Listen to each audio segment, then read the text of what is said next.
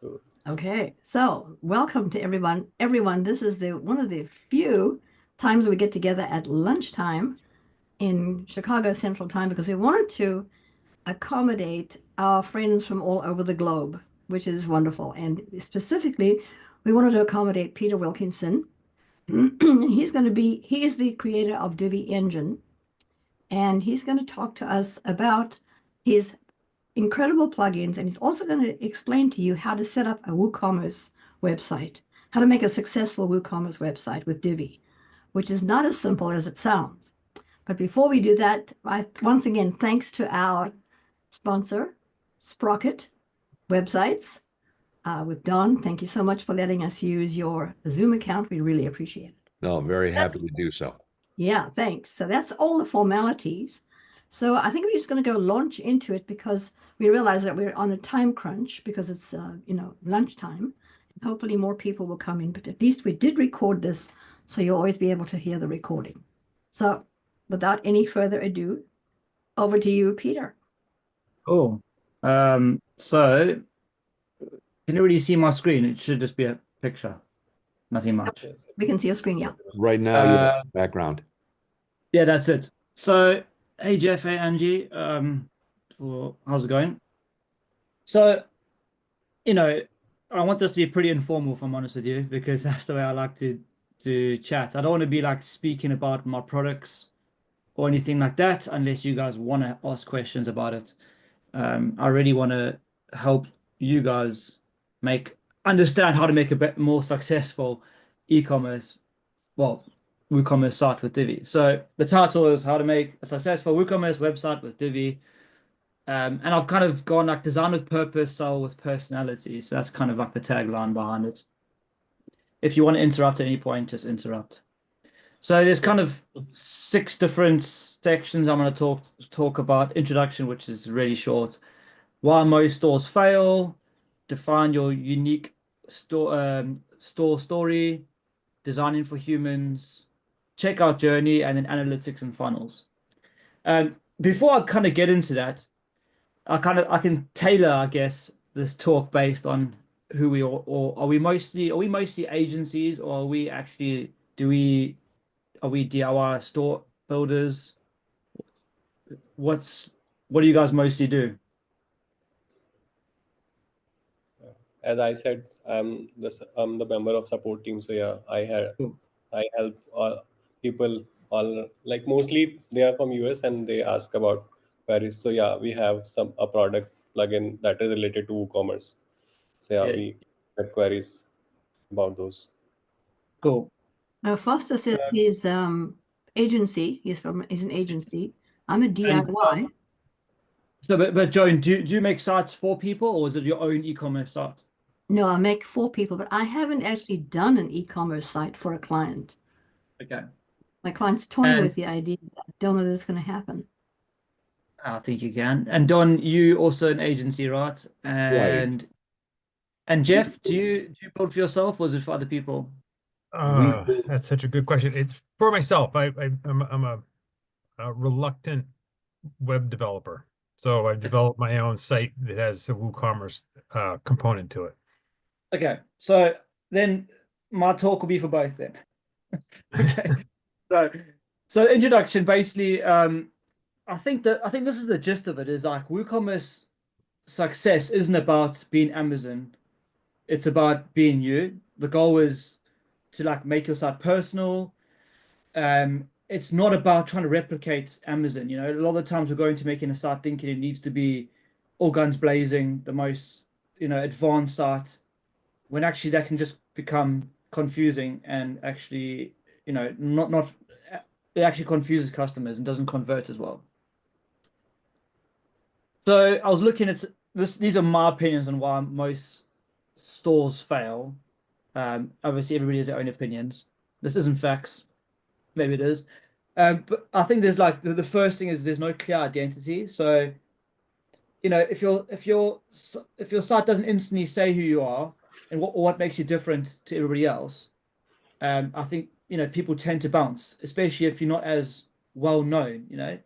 Um, so you need to be more, you need to focus more on personality, and why people should be buying from you rather than confusing people, if that makes sense. So, I mean, a clear identity is the first thing that I think why sites fail. Sorry, Angie? Oh, I'm All good. sorry. I didn't know I have the volume on. All good. You can say anything. You can interrupt at any point. But thank you so much for doing it. Cool, no worries. So the second thing I think is that we focus on too many features. So we try too many sliders, pop-ups, all these fancy things that we tend to think of that are going to sell to the customer. When actually, again, people can just get confused or are not. In my opinion, people aren't really impressed of all these fancy, interactions. And like back in the day, I mean, this is way, way back in the day, there was that Revolution slider, back in the day. And it used to create some really awesome animations and interactions when it's great, but in my opinion, that doesn't sell the product, maybe it helps, I don't know, but we mustn't get too focused on all these different features. And then the last thing I think is trying to do too much. So like trying to beat Amazon, trying to have too many products and making this massive store and not focusing on your niche, like find a niche. And I'm not saying Divi Engine is the biggest success in the world, but I think one of the reasons why we've been going for coming on 9 years now, and the reason why is because we just focused on Divi. And I think that was quite a cool thing. Like at that point, I could have focused on the whole WordPress, but I decided just on Divi. So I found that little niche and focused just on that. And then, from there you can grow. Do you know what I mean? So I guess it's find that niche rather than trying to hit every single area. Those are the 3 reasons that I think e-commerce sites fail. So define your unique story as kind of the first thing. What makes you special? A strong story doesn't start with your product, it starts with you.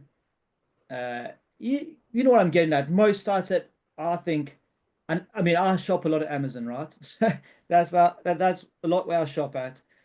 But if I don't shop at Amazon and I shop at another store, I tend to shop at people who have charisma, like they have a uniqueness about them. And often, I mean, I'm not big into social media, but I know a lot of people, will get attracted to a e-commerce site based on their social media presence and who they are and the backstory of the company. And there's different areas to this. So I think how you can kind of display this. So the first thing is custom pages. Using Divi, this is a beautiful thing of Divi is Divi is kind of like the design powerhouse, I guess, to show your uniqueness. So the first thing is custom pages, showing things about like your story, really selling your story. For example, don't just say like, I don't know, we sell candles. It's like we, I don't know, hand pour our candles in our, I don't know, where's an awesome place in America, like in the woods or something. I don't know. If I'm in the UK, in like a Welsh farmhouse or something like that, do you know what I mean? So you're kind of selling your story, you're really telling the story with good imagery, using Divi to help you to build those custom pages. That's one element that I think is key to showing how you make yourself unique and special. The second thing is blog posts. You can really throw in some like humor and your human touch to it, and this is what separates you from Amazon and the big boys, is you can really show your uniqueness and actually you are a human, you're not just some big corporation. Even sharing some behind the scenes, like I love woodwork, so if I had to sell my woodwork, doing a blog post about how I made stuff and get people really invested in the process, I think is key. Avoid like robotic product announcements. I would try, unless you like really good at like ChatGPT, try to refrain from using ChatGPT. However, I know that we have worked on it quite a lot to help us, you know. So it can help. But anyway, you don't want it to sound like a robot. You want to kind of make it personal. I think that's the key. And then this is where I'm a bit of a donkey, even though I'm quite youngish. I'm just like terrible at social media. So you know, I think if I was running an e-commerce store, let's say I was selling candles or woodwork, I would have to make sure that my social presence is top notch, you know, TikTok videos, things like that. Really show off your personality and connect with the audience. So you need to really think about how to define and make your store unique. And I mean, so what I'm talking about today isn't specifically just for Divi. You know, you can apply this to any site, but Divi helps you with the custom pages, the blog posts. I'd recommend setting up like a blog template, so all your blog posts are looking the same. Yeah, so you can use a theme builder for that. For example, you can use ACF and pulling in data with ACF to make things a lot easier and quicker for you to pump these posts out and standardize it so it all looks the same. You don't want to, because you want your personality to all, you know, be consistent and not all over the place. And I think if you get those things right, you know, your revenue will increase, you'll acquire new customers, and then you have a successful store. So that's kind of my thinking behind it. So coming to like the e-commerce side of things, we need a design for humans is my next title. Your site should feel like it was built for real people, clear, unique product pages, powerful filtering, and smooth checkouts to help turn customers into happy visitors into happy customers. So product page will be the first thing. You know, have stunning images, videos. We've actually just released an update in Divi WooCommerce, our WooCommerce plugin, which has videos in the gallery, so you can upload videos to the gallery and show that in the custom gallery styles. You know, that's great for showing off your products if you can get a nice video, you know. You know, I said I didn't want to talk too much about products, but you know, showing variation swatches on the product page instead of just like a boring select drop down, you know, colors, sizes. That's it. That's an our plugin. You can do that using Divi or even ACF to show testimonials, or I guess WooCommerce comments would be the same. The one thing that I think a lot of people get wrong is they have a product page and they try to fill it with too much information, and the buy now button or the add to cart kind of goes a bit missing. So I think whatever you need to do, you need to make sure that the buy now is clear and easy to use, you know. And if the page is long, why not have the buy now get fixed to the top of the site, you know? So at any point on the page, the user can just click buy now and add to cart. So I think thinking about that is okay. Well, great. We've already sold the unique story. We've already got the customers through our social media and through our blog posts. They've almost sort of bought into the products at this point. You know, let's now get it focused onto adding to cart with the final testimonials, the final kind of key. You know, you don't want to lie or you don't want to oversell, and then at the checkout they'll just drop off, you know. So you want to be, you know, you just want to be consistent and just clear about what they're getting. So filtering, so it depends on what kind of site you have, but especially on category pages and shop pages, filtering your products would be a key point. With Divi WooCommerce, we have Ajax filters, or we actually have an Ajax filter plugin as well. But when you have the filters, you know, they need to be like fast, easy to use, mobile friendly. Again, you can have swatches in there instead of just like a select drop down, you know, showing things like live filter counts. So when they're filtering, they can see how many are available in stock, things like that. So I think, yeah, or how many products are in that category, for example. So, and I'm gonna have a section at the end for question and answers. If you have any questions about this kind of stuff, I just don't want to talk too much about this area. If you guys aren't, if you're interested, let's talk more about what makes it good.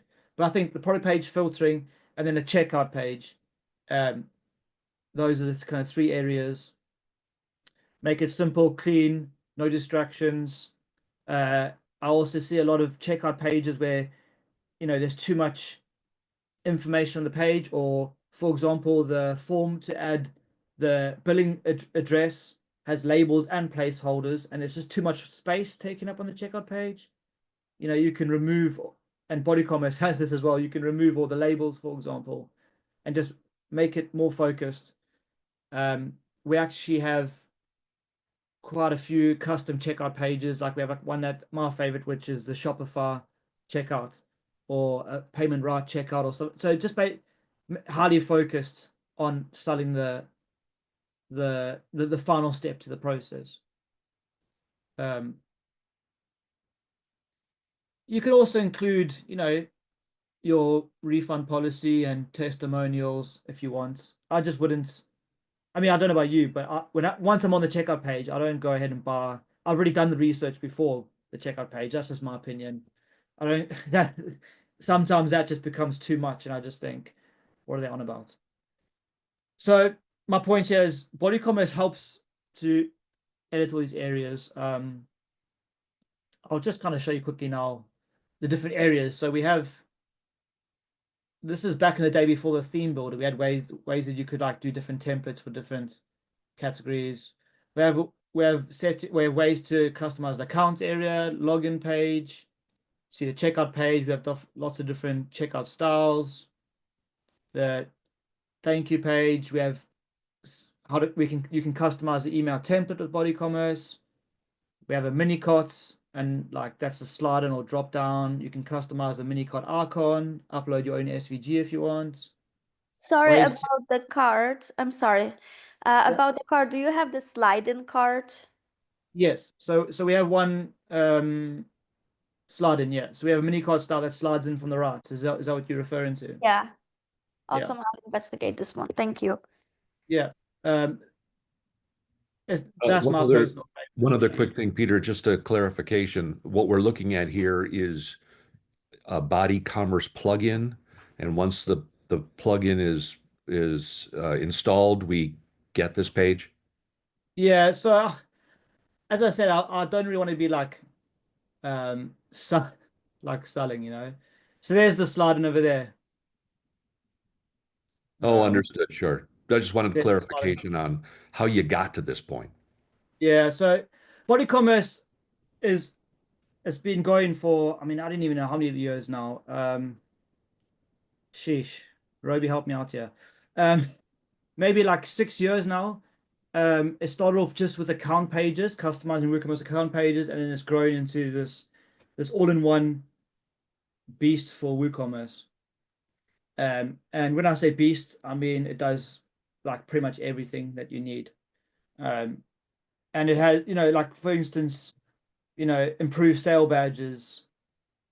And each of these could be a plugin it by its own right, like variation swatches. So variation swatches are like, choosing color or image, sharing icons, custom pagination style, order bumps is something I'm going to talk about later, but on the checkout page, quickly adding a product to cart at a discounted rate is to increase the checkout. So all they need to do is just click one button and they've added another product to cart during the checkout process or whenever you want. It's got wish list, it's got compare, it's got Ajax add to cart, and then it's got like a ton of like just modifications over here. So I don't know, like a default product image. You can just customize the default product image, or you can customize all the fields, so all the select options, or all the like quantities across the whole website. Instead of it just being a boring quantity, you can make it like, so it does so much. Custom checkout fields. Again, I don't think my purpose for being here is not to sell this plugin. So that's why I'm just talking about it, but I don't really want to hop on about it unless you guys want to. If you have any questions about it, at the end, I'm more than happy to discuss it. But people can, I guess, drop off if they want to drop off at that point. Is that okay? Everybody okay with that? No, that's fine. Yeah. I've just been in presentations before where people just talk about their products all the time, and I just get bored and I leave because So I just create a wanted smooth, to. memorable experience that feels personal, not transactional. That's the kind of go that we need to go for. That's the headline. Sure. I just wanted to appreciate that change log option that you had in that dashboard. Yeah, so you can see the Like, change log. Yeah. yeah, that was so obvious and easy to see. So just an appreciation point, and then you can continue. Yeah. Thanks, man. Thanks. Appreciate it.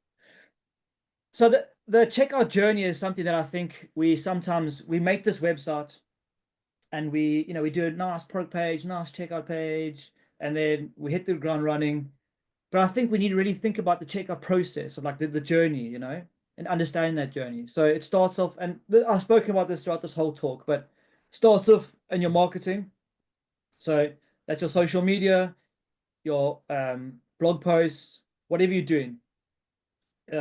You need to show what makes you personal, your unique selling points, and really you build an awareness and trust before they ever land on your website. So when they land on your website, it's easy to sell.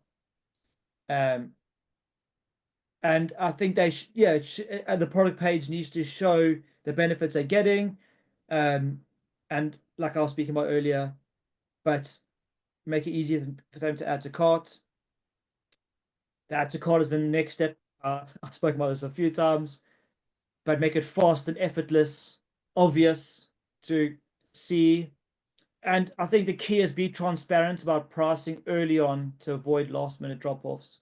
If you try and get them to add to cart and then they realize, well, actually it's per month rather than per year or something like that, then they're going to drop off. And then what's the point, at that point? So just by being authentic, so this is kind of like it's kind of like a overview of what I've been talking about. Check out, keep it clean, frictionless. Even things like autofill enabled. And then this is where I'm going to move on to is post sale. So, it doesn't just end at the sale. Having nice thank you message, asking for a review. If you work with physical products, having a good process from order to printing out your packing slips is key. We often don't think about that. And if you do a lot of sales, have it that automatically prints, and then you just stick that package up and ship off. Trying to get your process nailed down is key. Now, this is a whole you could a whole talk just about the process after your order. But I think what's helpful for us is just think about, okay, what is the process? If you're building a site, it's not just about making a beautiful site in Divi, which all of us can do. What makes a successful site is the longevity, right? And the longevity comes through with the post process. How are we helping our clients, if you're building sites, understand what happens after the order, and how do they print the shipping labels, and what happens with the customer communication, what happens if a customer has a problem, how do we make it so it's frictionless for the customers, and how do we also drip feed maybe some advice or really well crafted emails that show off your personality as well. Those kind of things. It's not just about, often we can focus just about the storefront, which is only, I think, for a long-term successful site, you need to think about the post-sale. And that's really where the meat is, I think it's a lot easier to sell to an existing customer than it is to find a new customer. And it costs a lot less to sell to an existing customer than find a new customer. So if we spend all our efforts trying to find new customers, we can be saving money and time if we focus on our post-sale engagement with our existing customers. And there's a whole thing in there, and that's, you know, like, I mean, body commerce isn't a solution for this, but it helps you customize the email templates. However, you'd probably want like a CRM system, you know, but you know, you really want to think about how you can, you know, get tags in the CRM system for what products people purchased and things like that, so you can send highly customizable emails to them. Anyway, I'm going on a tangent. And this is the area, analytics and funnels, that I'm thrashing with right now. And I've purposely left quite a bit of time at the end for us to just talk and ask questions. But design is what you think people want. Analytics shows what people actually do. So avoid tracking analytics for the sake of it. Having data that is not being used is useless. Okay, I've learned about this even on Divi Engine, right? For years I've had analytics on there. I've done nothing with it. I mean, how many of you guys have set up a WooCommerce site, put analytics on there, and just kind of, or even on a non-WooCommerce site, like just a normal Divi site, you chuck analytics on there. What do you actually do with that? Like, what is the point if you're not going to use it? You know, I've done it so many times. It's one of the on the checklist, right? Add analytics. You add it on. What's the point? You know, so it's quite funny actually. So I've actually been thinking about, well, what data do I actually want? You know, so the purpose of analytics. What is the purpose of analytics?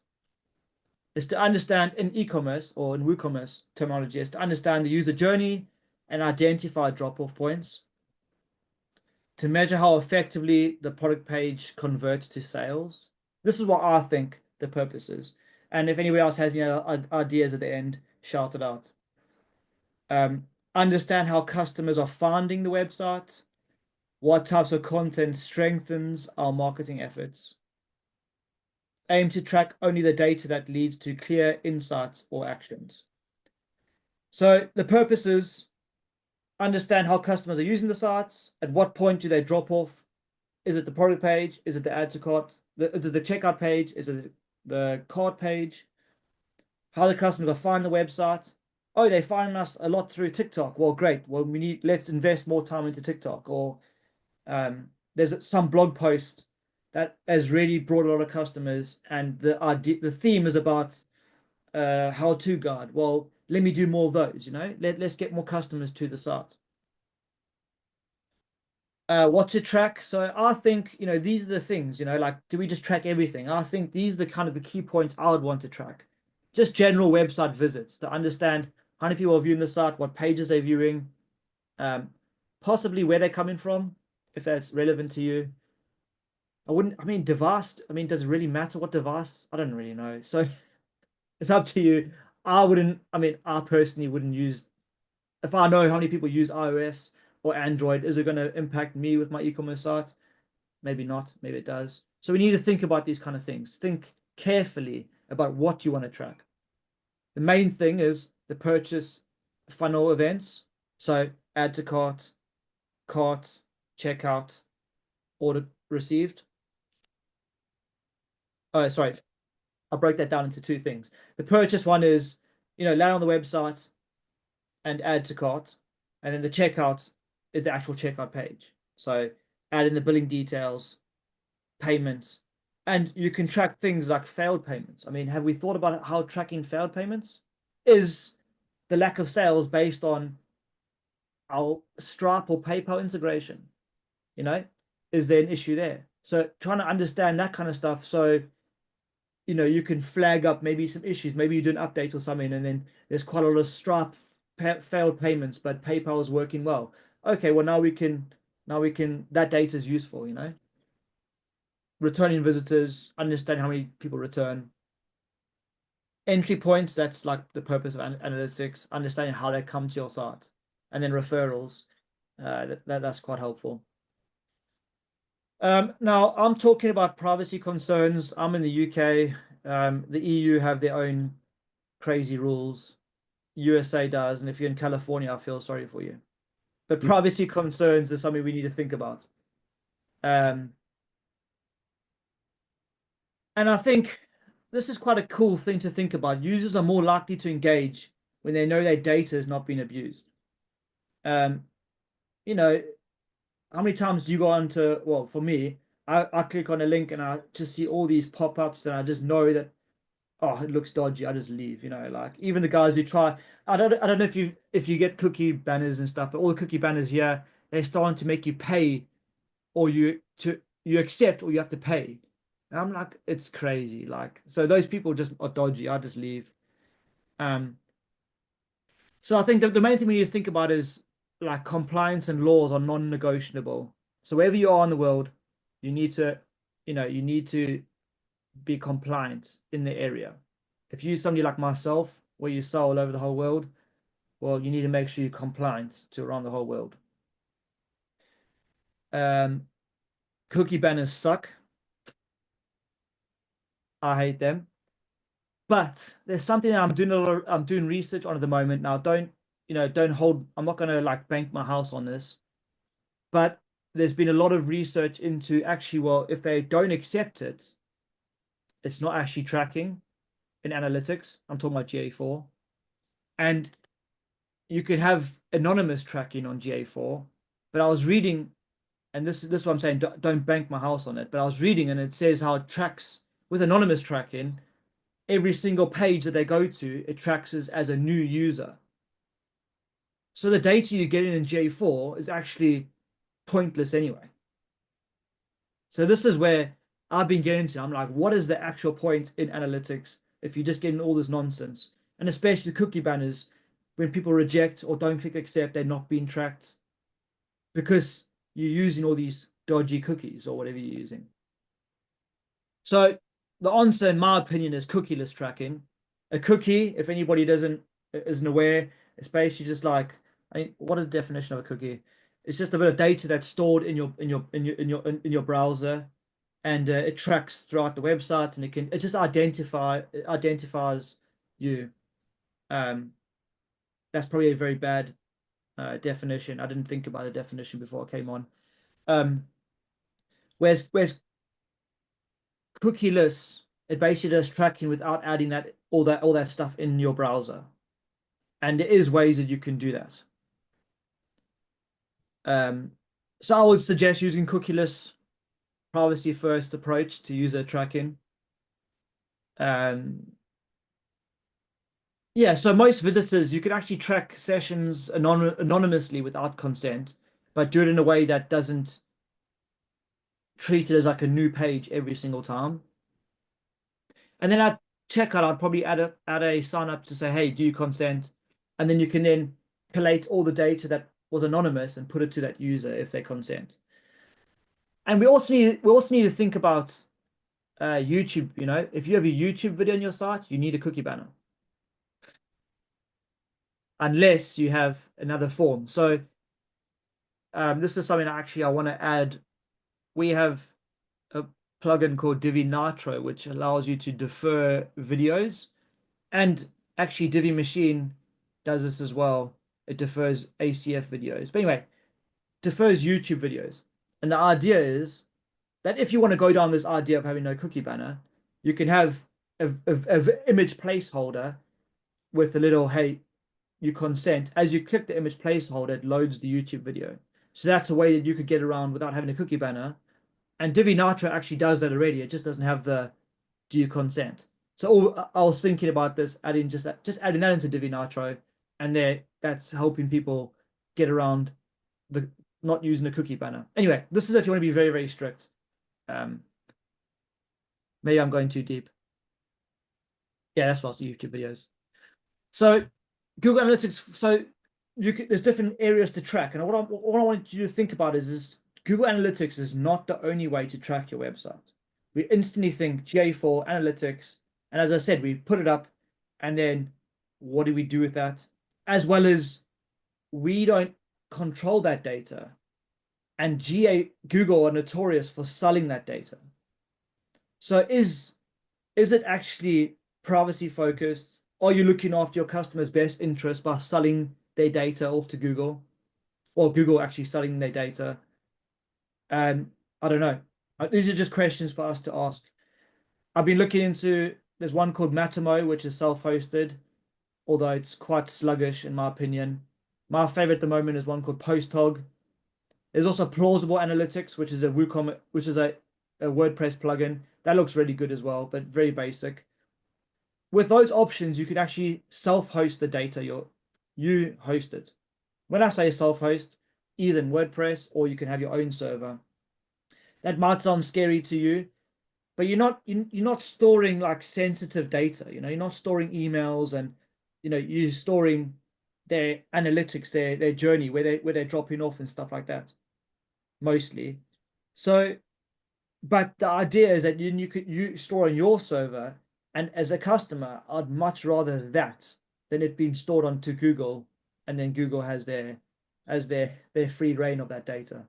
So it's just something to think about. Okay, so takeaway principles. Your edge is connection, not scale, unless obviously you do like drop shipping or something like that. But don't try and go sell too many things. Your edge is your connection with your customers. You're a real person. You're not a massive corporation. Unless, of course, you're building a massive corporation site. Your site should reflect your brand, not your brand, values and purpose. And Divi is the key to showing that off with the design freedom it gives you. Where it lacks is the WooCommerce side of things, and body commerce would be my choice to fill the gap of that. But you actually, if you can code, you don't actually need a plugin. You could just use Divi and code it yourself. But obviously that takes time, doesn't it? And time is money. So but WooCommerce is the flexibility part of it. So yeah. And then analytics determines your growth. So we've built this beautiful site. Now, to make it successful, we need to analyze our data and make key, decisions to grow. And that's it. So, yeah, I've just been talking, but I hope that's kind of made sense and I haven't gone too fast, or maybe it's sparked a few bits of thought, or even if it's just one thing that's made you think differently. I think that's great.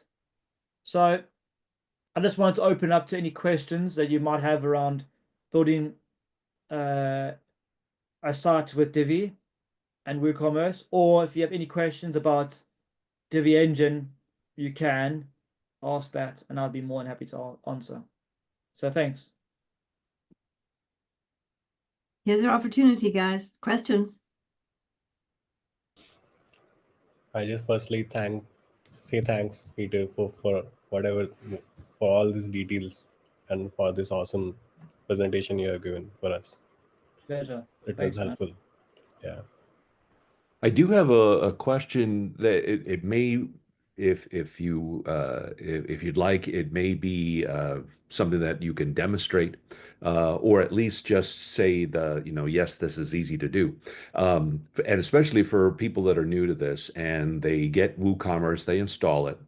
The first thing you think about WooCommerce installing it is that you have to load products in. So you go to the products tab on in the back end and start putting in your product names, descriptions, prices, and stuff. And now you've got them. So WooCommerce has created the product page for you. It's created the checkout page for you, the cart, and the login for logging in second people. And here's the gist: when you go and grab Divi, are you going to break all those things by trying to design a page that um, that pretties that up or circumnavigates what they've already created for you? And that's where I'm thinking that it would be helpful, especially for the new folks. And we're all kind of new in some regard, even if we've done a bunch of things over and over again. About when if I were to load the body commerce, because I haven't used the body commerce product, if I were to load the body commerce product, does it like automatically know that the checkout page can now be decorated, relaid out, et cetera, using Divi? Or where's I'm missing a step in the middle there somehow, so that I don't know what to do next. And if I'm like a lot of other people, I'm afraid to break it. Yeah. Yeah, so I mean, if you're building a site, it's the best time to break it, right? Rather than doing it when the site's live. So my answer would be, I'd be hesitant to like try and do too much, if I'm being honest, at the start. Like, as in, we can spend ages trying to build this amazing product page, etc. If we're a startup, and then we actually don't do very well. Like, I'm thinking about my real world example with Divi Engine. Is my first website was horrendous, right? Absolutely horrendous. Do not look at Wayback Machine. Anyway, the product page was real bad, but it was clear and it was easy to use. And then as momentum grew, we then could invest more time and energy into like making things pretty, if you know what I mean. So, but the default like product page is poor with WooCommerce. So I definitely recommend. I mean, the homepage we can all design in Divi. You could put anything on the homepage, but I definitely recommend setting up a decent product page. And we do have layout packs that you can install. So we have some like pre-built product page templates and stuff like that. But I'd recommend setting up you can either do this with WooCommerce, or you can do it in the theme builder, but setting up a template for the product page. And now this obviously right now, if you're doing this in Divi 5, Divi haven't even converted their WooCommerce modules yet, so I wouldn't even try Divi 5 yet for WooCommerce. But the beauty of using Divi is that now you have a blank canvas, right, for your product page. And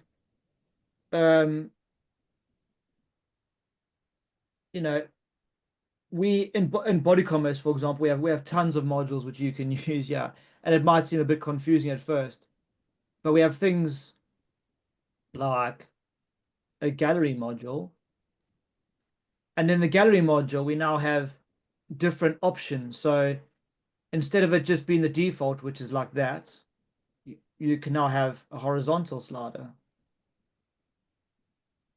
which has arrows, or you can have a vertical slider. That doesn't, the preview is looking a bit dodgy there. Or you can have it stacked. I don't know whether this is working this one. So there's different preview styles. Well, sorry, there's different gallery styles.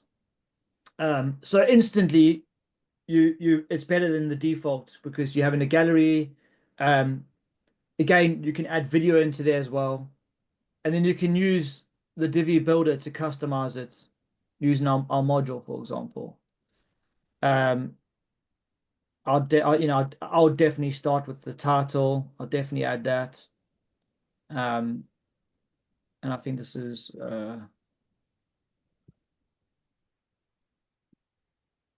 yeah. And then I would I'm old school. I like the and then I would definitely add to cart. So you want like the bare minimum. The nice thing about WooCommerce is you can actually change the labels as well of the add to cart. There's lots of different extra options that Divi doesn't just provide, if you know what I mean, in each of these different sections. We also have custom tabs. So on the product pages, you can actually create custom tabs if you want like that. So there's just loads that you can do. So I would recommend definitely building a product page, but you need to think about not just adding a load of modules. You need to think about, okay, what I want to sell, and then you can use WooCommerce if you wish to do the things that are harder. So I mean, I don't know if this is the best site to show. I don't know.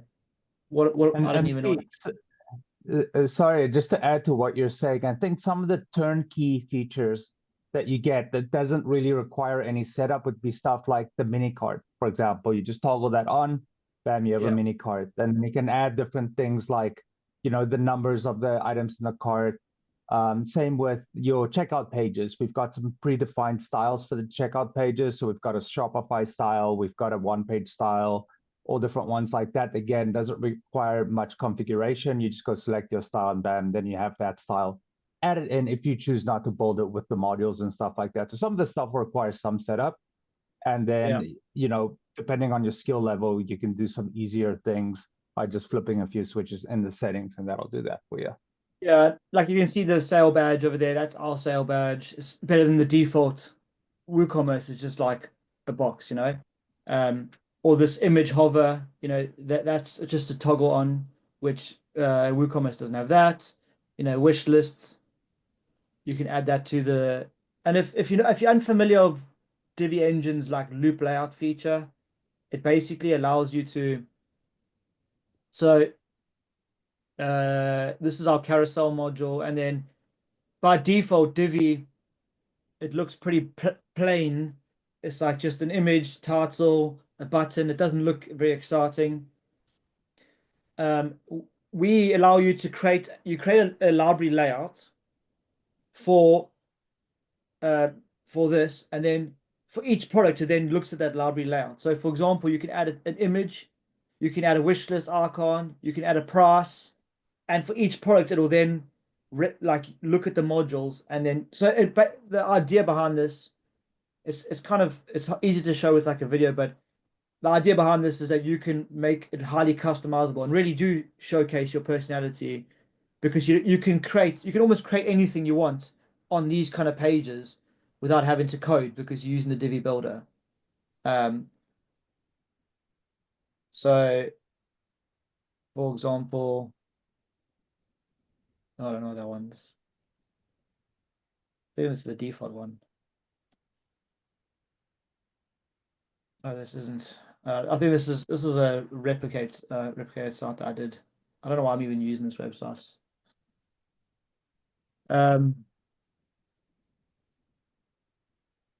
Yeah, so and this is the actual. I was messing around that one. So like you can see how, we have the Ajax filters with the swatches. That's the swatches that I was talking about. And that's better than just having like a select drop down saying color. So yeah, with WooCommerce, for it allows you to do things that take time to develop, or use another plugin, and you can just switch it with like one switch with us. Yeah.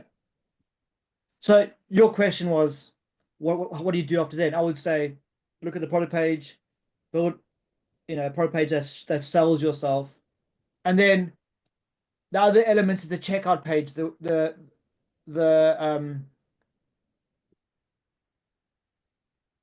WooCommerce checkout page sucks real bad. So you can see this is one that we've developed, the Shopify checkout page, where you literally just go, okay, I want checkout and I want Shopify, boom, and then you get this layout over here, which then has, shipping information, continue payment, and then you pay, and then your cart's always on the right-hand side. Or we have different ones for what people want. So payment right. So you can instantly get a website that doesn't really look like a Divi website. Well, I guess this one does a little bit, this payment right one. But the reason why it maybe looks like Divi's or WooCommerce is because of these blue bars. But again, BodyCommerce allows you to customize that and make it not look like that. So I think that's the key behind BodyCommerce, is it allows you to make a site that doesn't look like Divi using Divi, because a WooCommerce site that looks like Divi, I think, isn't a converting site, in my opinion. It needs to really showcase your personality. That's what I'm always talking about. Got it. Yeah, and then yeah, so that's and then I'll think about, okay, well now I've got a good product page and a checkout page. How can I again make it easier for my customers and more appealing to my customers? Maybe I'll implement variation swatches later on, or maybe I'll implement order bump later on, or a custom pagination style later on. Do you know what I mean? Like, do things slowly. Don't try and do everything in one go. Do things slowly, get everything right, incremental steps up. That'd be my opinion, my advice.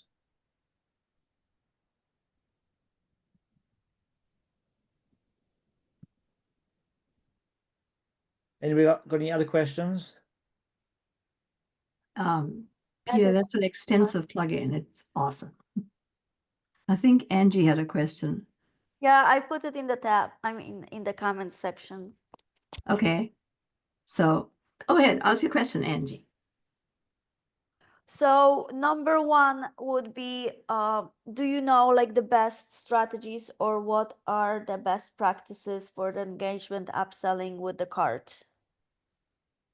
On the cart page. Yes. So I always get mixed up with the two, upsell and cross-sell. WooCommerce. I always get mixed up between the two, and I always have to look at this document. So upsell is on the product page. Cross-sell is on the cart page. So have you looked at this before or not? I was looking at random things, not this one particularly. Okay, so on your products, let's say I have Divi Engine t-shirt, and I wanna upsell, I don't know, a cap, because I think they would like a cap as well. You can then, in the linked products, you can then have upsells and cross sells. Now, get rid of this. Sorry.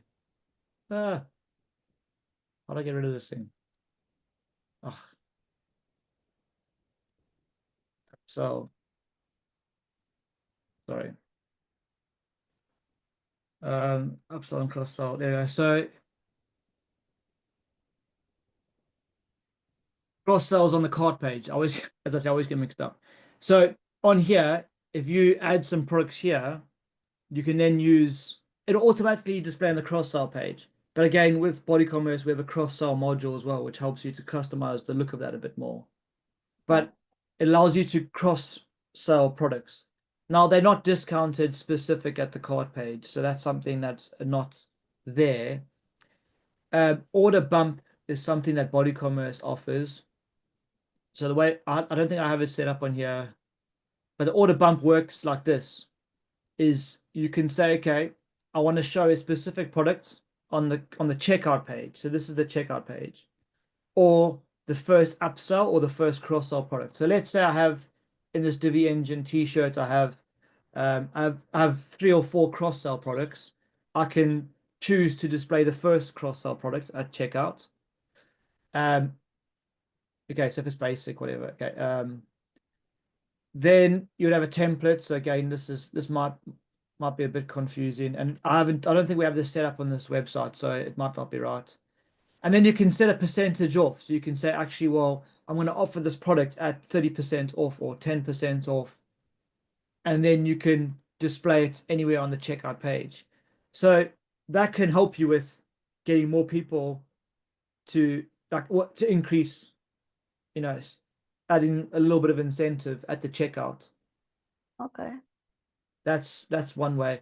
There is, I mean, not to kind of, for me, I'm all about trying to help you. There are other plugins that help you with this and actually go a bit further and have, like, before they check out, they had another step where it's like, do you want to add this? And do you want to add that? I probably wouldn't go down that road because it just becomes a bit infuriating for me as a customer. I just want to buy the product that I want to buy. However, order bump is nice because it's on the checkout page. It's just one little section on the checkout page. All they have to do is just click a checkbox. Yeah. Nothing else. I like it much better because even on Meetup, we have to click 50 times before we get to the Meetup information. So that's not fun. And I'm sure for others it wouldn't be. I have another question. Is Divi Engine compatible with B2B WooCommerce? And just so you know, that's the plugin that's like having the Yeah. you know which one? Yeah. It Yeah. has like registered users and role pricing, and then hidden prices. Yes. As far as I'm aware, we have no real major conflicts. There's always ways to get around things. We've had some issues with like a German market plugin, but we've got around it. There's always ways around it with body commerce in particular, because we also have a module that actually displays short codes or actions. So with WooCommerce, often there's certain actions that need to happen on the page for things to display, or certain hooks, certain hooks on the page. So, or a short code, for example. So I know that customers do use body commerce with B2B.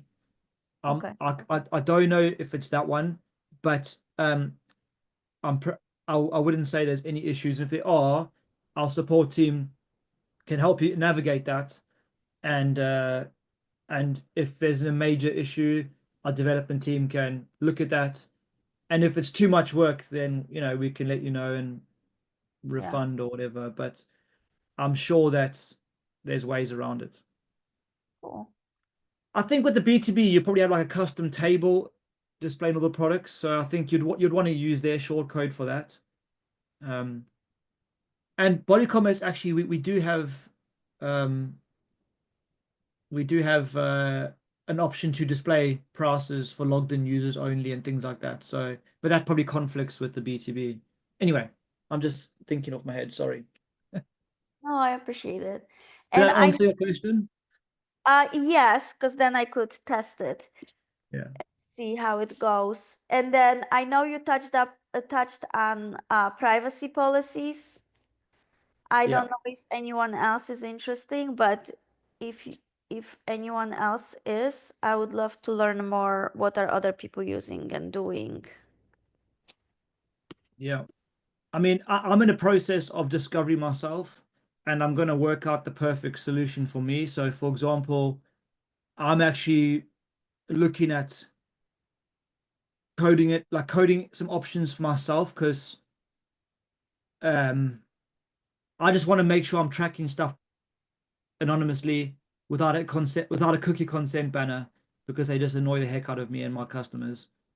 But do it in such a way that I'm respectful to my customers, and but also insightful to help me make my website better for my customers. Do you know what I mean? So it's kind of like it's a win-win situation. So um Joan, I'm more than happy to come back once I've got some proper concrete um ideas behind it. I'm more than happy to come and talk about that another time if you wanted. That sounds great. Oh, yeah. That would be outstanding. Awesome, Peter. Thanks. And one more question, and then I'm done. Do you know how those privacy policy correlate really with those features when you just go to someone's on the page and then you get an email? So how come the privacy policy is illegal and that's legal if I didn't do anything? I think you'd have to add your email address at some point, No, sometimes you don't. and that's dodgy. That sounds very dodgy.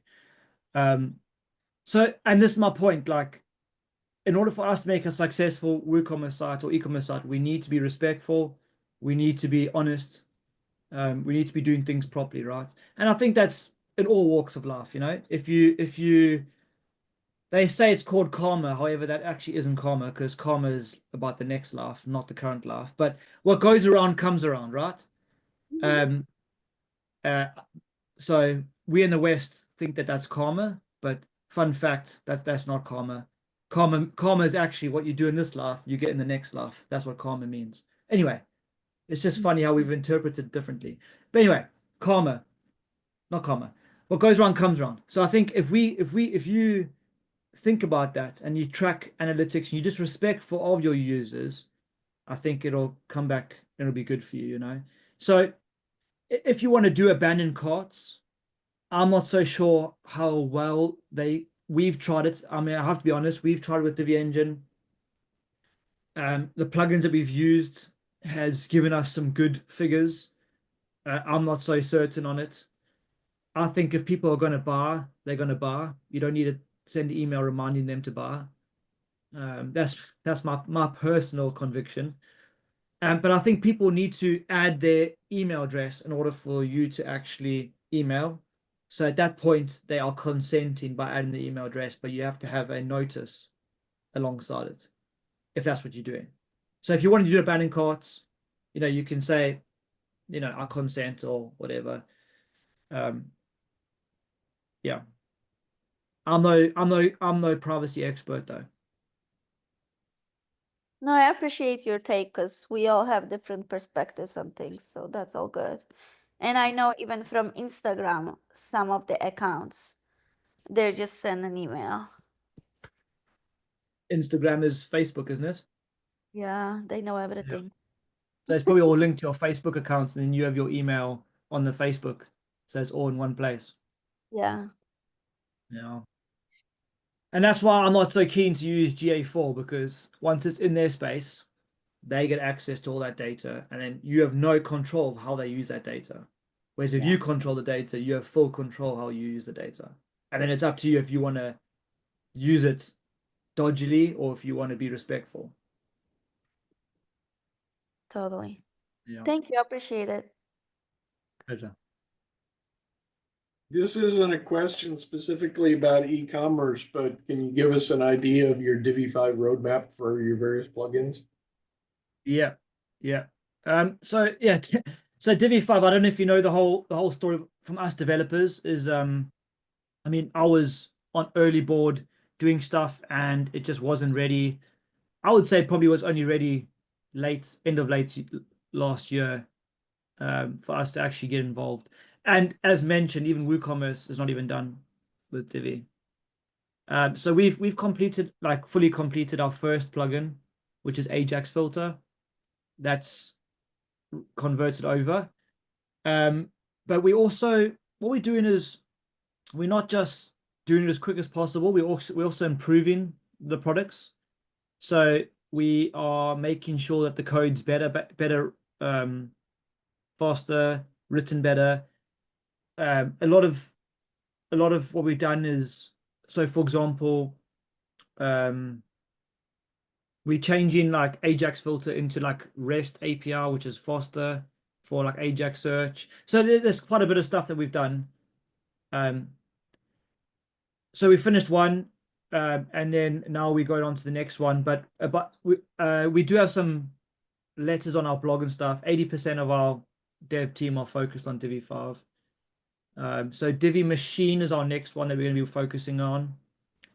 And then Divi Body Commerce will be the next one. And the reason why is because that's the biggest, it's like the biggest plugin. But I'm really excited to do that because I think there's a lot that we can do to improve that plugin, if I'm honest with you, because as I said, we started it 6 years ago and code has come on along since 6 years ago. So I think we can really take stock and say, well, let's not just convert the modules as quick as possible and ship it out and say, hey guys, we Divi 5 ready. Let's like take stock and say, well, how can we make these plugins better, faster, more feature rich? So for example, with Divi Machine, we're looking to go into like not just ACF to have all custom fields. You can use Metabox, you can have your own custom fields, things like that. I mean, it's no secret, it's on our blog. We also going to be looking at Gutenberg as well. So having it work with Gutenberg. And the reason being is I think there's times where you might not need Divi, and Divi can cause sometimes some speed delay, and you might just want to use Gutenberg on like a blog or something like that. So we are going down that road as well to make it so that it's easy for you guys to like switch over to Gutenberg for your blog or use Divi, and you can use the both. So that's kind of our roadmap. But yeah, so I think Divi 5 really is good actually, because it is faster. Even though us developers, it's a real pain to have to redo all our modules. I think it's actually a good thing, even though like it's really hard for us because you doing all this dev work and it's not making new features or new products, is it? It's just converting your existing products, and it's labor intensive because you're rewriting the whole thing. But we're thinking of it in a different way. We're saying, well, okay, we're rewriting this whole thing, but how can we make it better? And we're going to be launching actually our beta for Ajax filter out this week, I think, Roby, aren't we? Or that was our plan. Yeah, the blog post that you mentioned also is not live, the dev letter, but My it bad. will be. My bad. Okay. I'm an open book. I sometimes just talk. I'm too open sometimes, I think. But whatever. That's who I am. Does that answer your question?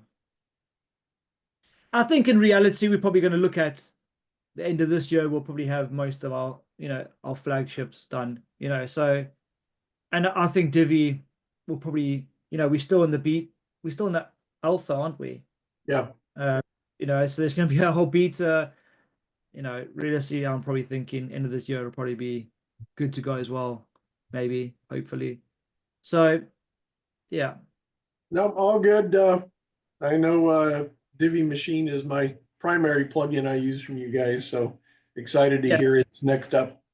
Yeah, so it's next up. And yeah, as I said, we're going to be looking at making Divi Machine better. So you might have seen maybe some differences between like our carousel module and our archive loop module in like the loop option settings. And like, so for example, I want to show all my posts in this, like, I don't know, from today and in the future. That only is in the archive loop and it's not in the carousel module. Or I want to show all I don't know. So with Divi 5, we're saying, well, how can we make this better? So we're all using one code base for all our loop. So when we're making changes to one code base and it's updating the several different modules. That wasn't so easy to do with Divi 4. With Divi 5, it's easier now. So that's the kind of stuff we're doing, Foster. It's not just, hey, let's just do as quick as we can, and you guys are happy, but long term, you guys are not going to be as happy as if we spend a bit more time making it better. And Divi Machine is a beautiful plugin, and it's only going to get better. Like, trust me, it's going to get better. And body commerce I think body commerce is my first love. Divi Machine's my second, because body commerce has been around for 6 years or so. But yeah, the more and more I use Machine, the more and more I'm just like astounded by like, how many powerful sites you can build with it. I find a way to use it on almost every site now, even for little things. Yeah. Don was talking about using Divi Form Builder as well, Don, are you or not? Right. Yeah, like using Form Builder to like to do front end post submissions. So this is it can be a really clever way. So you build a site for your customers using ACF, and you have all these different layouts, and then your customers don't get access to WordPress admin. They have to fill out a form, and then that creates new posts and pages using Divi Machine and Divi Form Builder.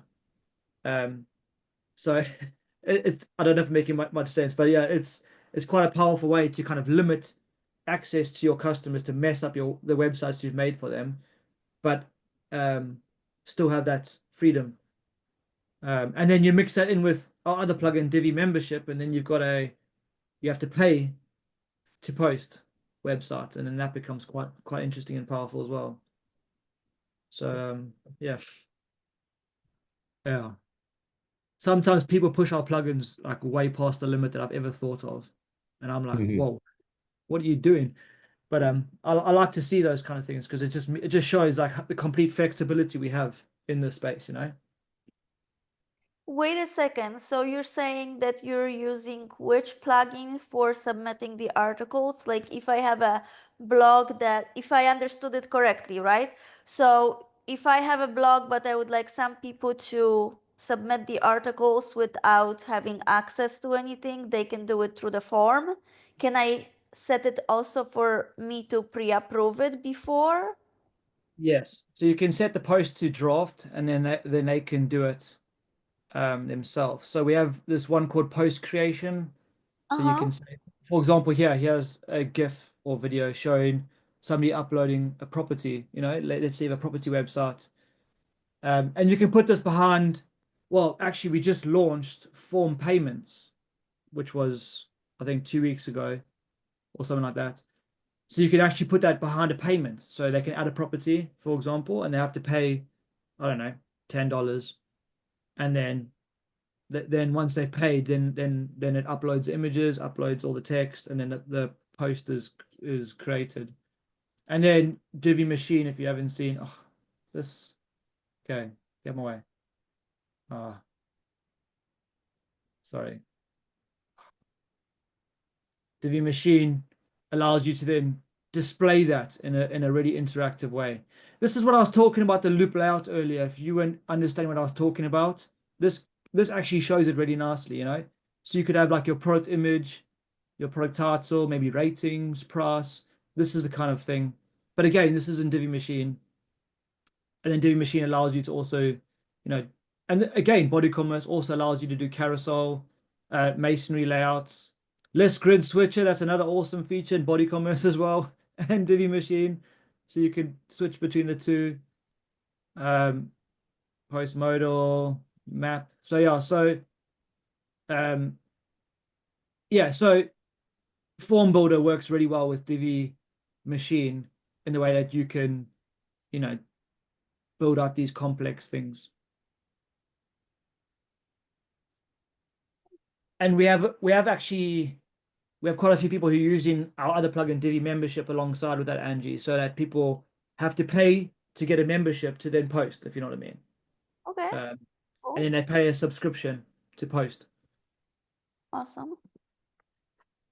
Yeah. Thank you.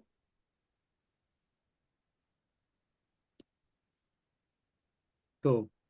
Okay, so a little bit off topic, but I hope that was helpful. Yeah. So yeah, check out Divi Engine. If you haven't used our plugins much, check it out.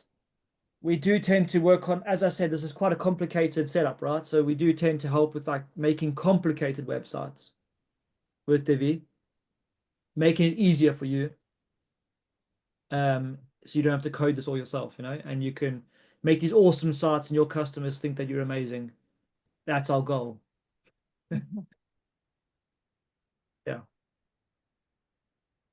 Cool. Anybody else? Any other questions? Peter, this is incredible. Thanks. Totally incredible. I had no idea you can do all these things. I mean, Joe, I'm just literally touching on the surface, if I'm honest with you. I haven't even. Oh, good. Then we can get you to go more and more in depth. That's great. Yeah. I mean, and that's the thing about our plugins is there's just so much to them that you could talk for hours about it. Right. But it helps to give the picture. I also like your whole approach to the Divi 5. You didn't just throw it and say, okay, our modules are already there, go and use them. You said, how can we make it better? How can we work with it? Because I think Divi 5 is going to be an absolute pleasure to use. Yeah. I mean, I'm playing around with the alpha version and I love it. I just absolutely love it.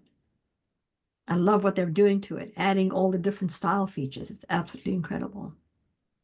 Yeah. Unfortunately, I haven't had much time to explore those because I've been so busy with dev, but yeah, it looks awesome. Yeah, I'm excited for the future. I'm itching for us all to get up to speed, and start and just get it all going. Yeah. But I like the pace that you're going at because you're going at it methodically. That just shows you the excellent developer that you are, your team, Yeah. We are trying to do that, to just try and think how can we make this better. And we can make bigger changes now, because when you guys updated to V5, you probably going to be likely that things are going to break. So you're more happy to test on a staging site rather than just updating your live website. So we can make bigger changes that are going to be better long term, and then refine those changes to make sure it's better for everybody. That's our idea, you know. Yeah, but it really is. It's a like you say, it's a dynamic change. I love it. I mean, Yeah. you know, everyone's upgrading, and I think the fact that Divi is just awesome. It's incredible. Faust is right when he says designers will face similar things when Divi 5 is ready. Yeah. So that's amazing. So I heard you say you'd be willing to come back again and talk even more about this. Wonderful. Yeah, I mean, give me some time to get my head around the privacy stuff, because I think there's a real miss, like we're really missing something with the Google Analytics. You know, we I don't know about you guys, but I mean, tell me if anybody has it sorted, but I've set up Google Analytics for many customers and I just did not look at it ever since. I don't know, am I the only person here? Yeah. And No. Most And that, clients are looking for you to have it. They say, "Do you have analytics?" And then they never look at it. We've generated very nice reports, went in and collected information and gave interpretations and sent them an email, and some of them don't even open up the email. yeah, So you're right. People don't really take advantage of the knowledge to improve their websites. yeah. And trying to, you know, trying to understand, well, what, like I think it's better, and this is probably a game changer what I'm saying here. I think it's better for us, for you to help your customers understand that there's like probably 3 KPIs, so key performance indicators that they should be tracking. Just like 3. What 3 things are going to tell you like more about your business that's going to help you grow? And then just track those 3 things well and make sure that you're using that data well. You know what I mean? Rather than track everything.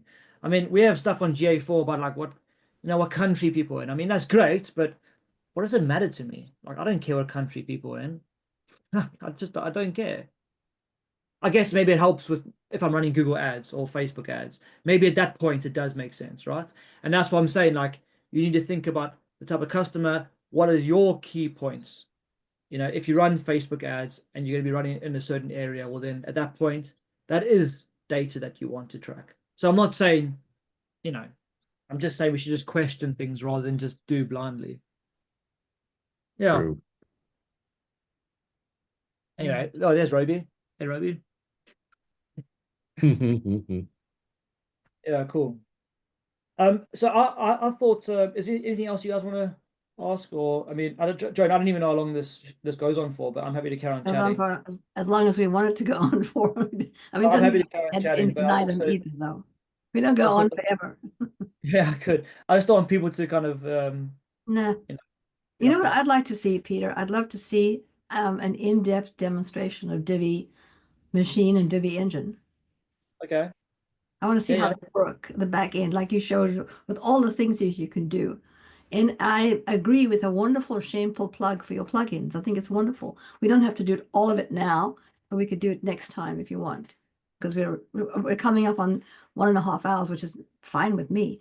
But I would love to hear that because I don't see it as selling your plugin. I see you giving the Divi community an opportunity to look at one of the most outstanding plugins they didn't even know existed. Yeah, like I mean, I guess really, I just don't want to come on here and just talk about my plugins. You know what I mean? I want to help you guys. Well, Maybe that helping is you guys helping is us. talk about the plugins. That is helping So us talk about your plugins.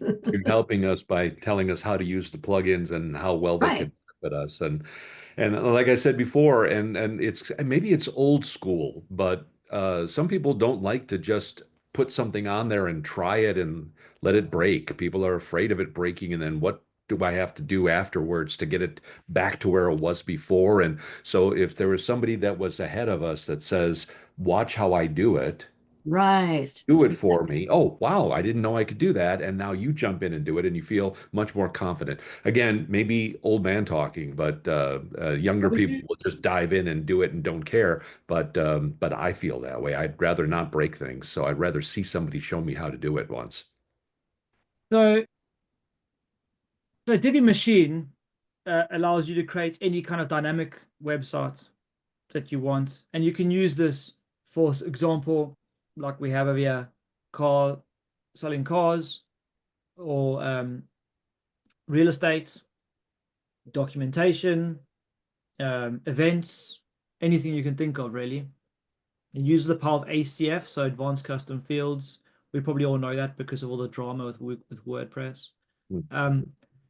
And it allows you to display it. Now, Roby's done a really good course, and it's free on YouTube. A classifieds course. So Divi machine classifieds. Oh wait, is one? Yeah, there it is. So we have quite a bit of stuff on our YouTube channel. YouTube's loading now. And Roby, it'll be in playlist with it. Yeah, playlist. So we have this one called classifieds, and this will be perfect for you, Don, in the way that it runs you through from like scratch how you create a classifieds website. This is the example that Roby goes and creates. And really it helps you with some complicated stuff. So in this one, this classifieds, we have these different listings that people can post. So I can log on. So Angie, this is what you were talking about earlier. I can sign up to this website.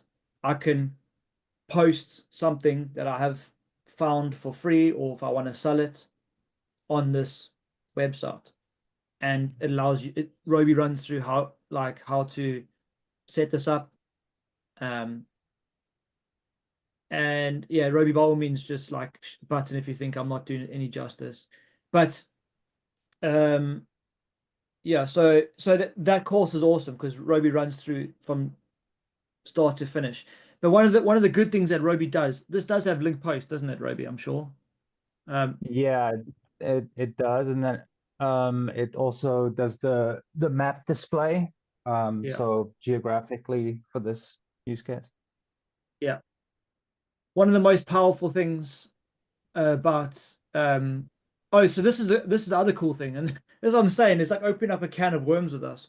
Is with Form Builder, for example, you can have one. So let's say you want to have a listing, right? And you want to have the email go to the person who posted the listing. Like traditionally, you'd have to create a page. You have to create a Divi form. You'd have to change the who it sends to, and then you have to create another page, the Divi form. You can't create a post like a template in the theme builder with a Divi form, can you? Because how do you know who it's going to be sent to? So we add all these extras in our plugin. Like if you have Divi form builder alongside Divi machine, for example, or whatever, you can choose who the form gets sent to. And that makes it even more powerful because now you can have it so that, anyway. Alongside Divi form has like multi-step checkout, it has conditional logic, it has calculable fields, so you can calculate a sum total at the end. But the linked post, and this is where I might just make people go, what the heck are you talking about? Linked post is something that's so powerful in Divi Machine, and that allows you to create two post types. So for example, the car and dealer, and you can link the two together. So dealer A has these many cars, dealer B has these many cars. And then you can go to dealer A's page and see all the cars that are assigned to dealer A. Or you can go to the car and see what dealer that car is assigned to.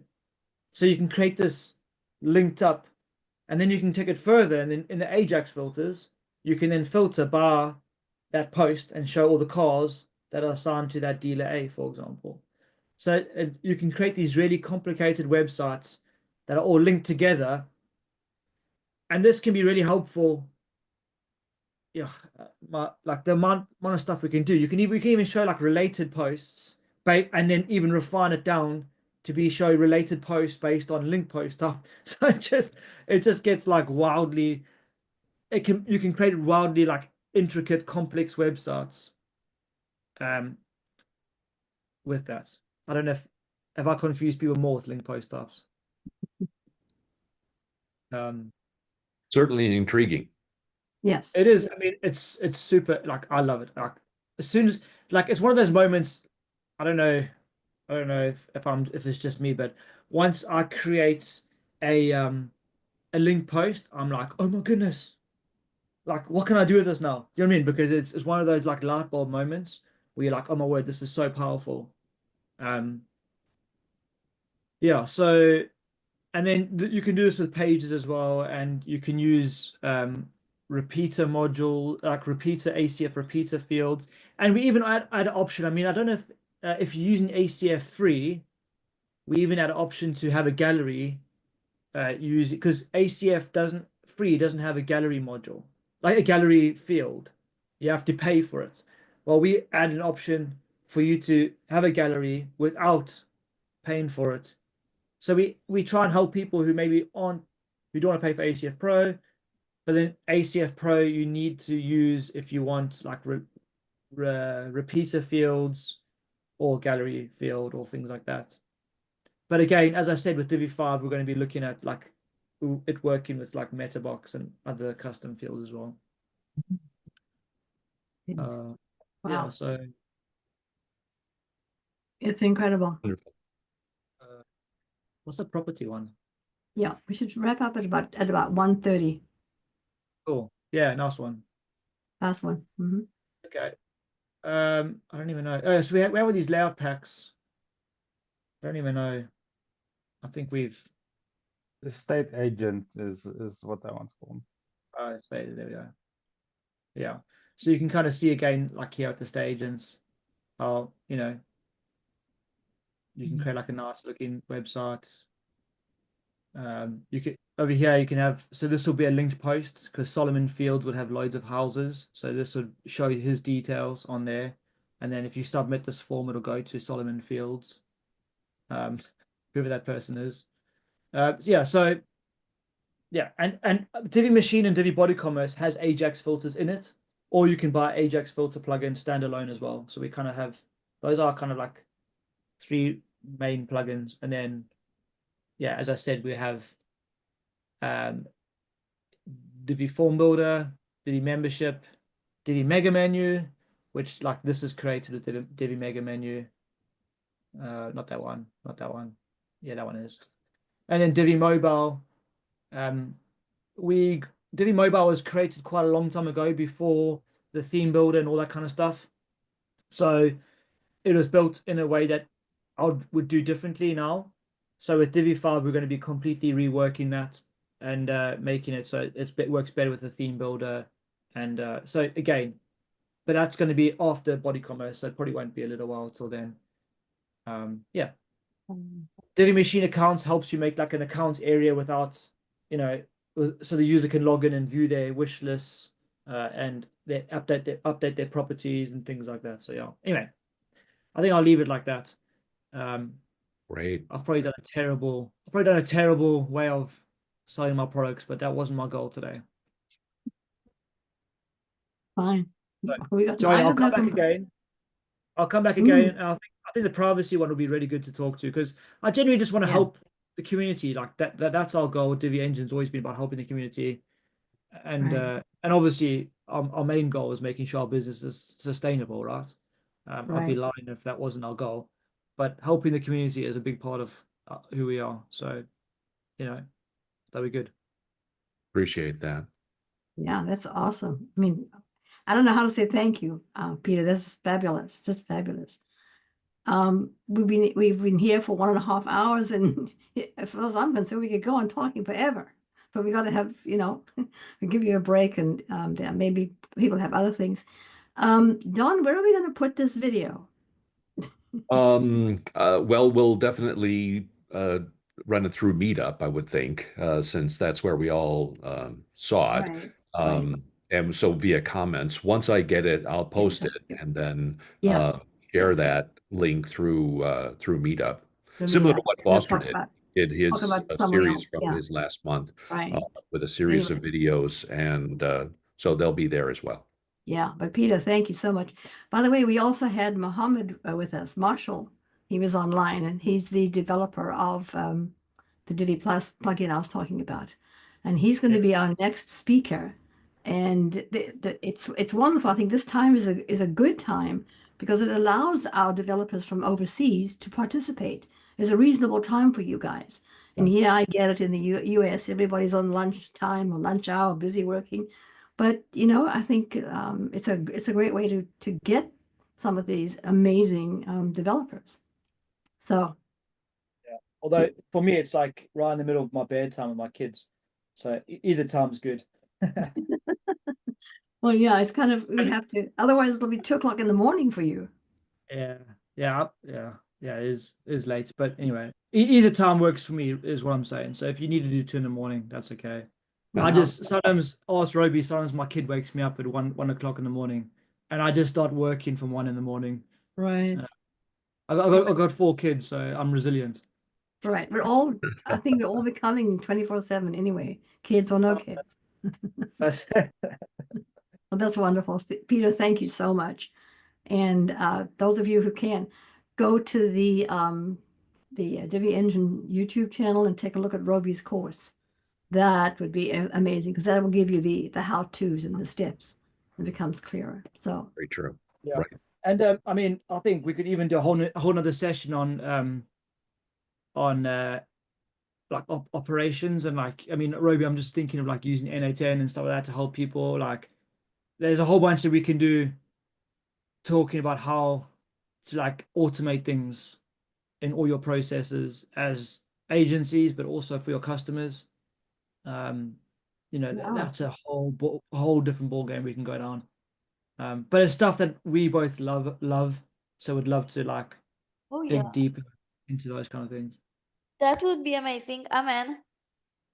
Perfect. You know what I'm going to do? I'm going to connect with the other Divi communities and say, come on, join us. Yeah. Well, yeah. If know about we this, do yeah. like that, we could do like a bigger one, and we could do like, okay, because as I said, like, it's great to sell our products, but let's focus on something that's not like Divi Engine specific. Let's focus Right. on a topic, and let's make it like dig deep on that topic and Right. how it can benefit everybody. Exactly. Yeah. Yeah. Great. Great. So we'll brainstorm and we'll come up with great ideas. So Let's rock thank and you roll. all for coming. Anything else last minute? Don, last minute from you? Very happy. Hey, Peter. This is Marshall Mohammed.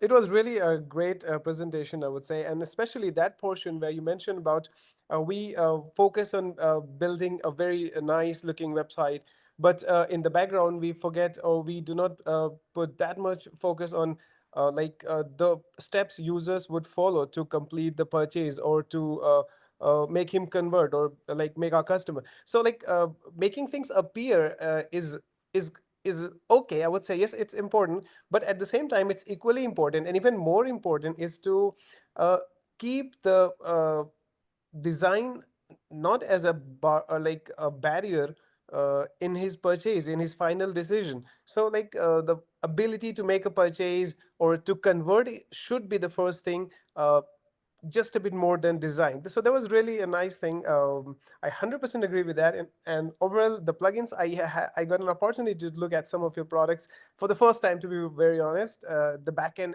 that's so amazing, I would say. So great work going on. Right. Yeah. We all, I mean, like, that's one thing I do like about the Divi developers. We tend to have like I mean, Nelson and I have struck up a really good friendship. Nelson from PR Creative, and he helps me and I'll help him.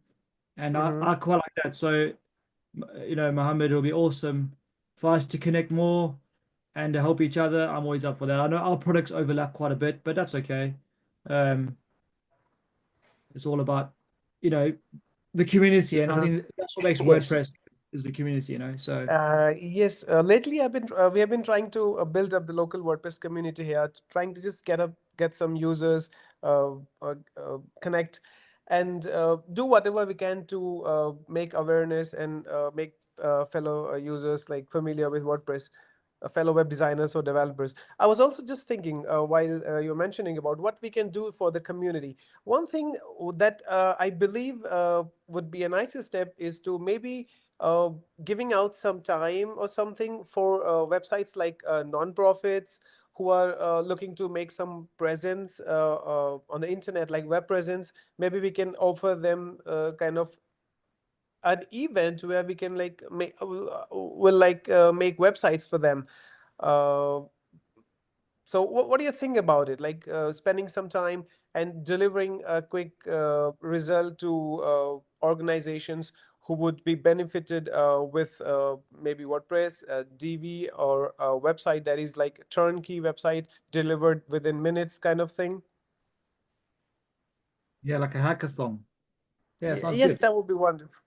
So Yeah. that is something I believe maybe we can plan about it. And if there is something, me and my team would definitely be more than happy to involve and deliver whatever we could, especially to like maybe if it's an NGO, some schools at basic level, or anything that make a difference, like something, someone working for environment. So these kind of websites, non-profit based, would be happy to contribute. So if you have something, it would be great to bring up that idea, and maybe we can work on that.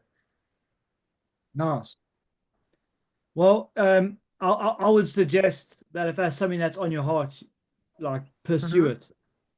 Yes, that's I'm always up for somebody who's like, if somebody's got an idea, like be the lead in it. Do you know what I mean? Go for it. And if you need some assistance, like I'd be happy to chat to you about that for sure. yeah, sure, that would be nice. Sounds like a good idea. Yeah.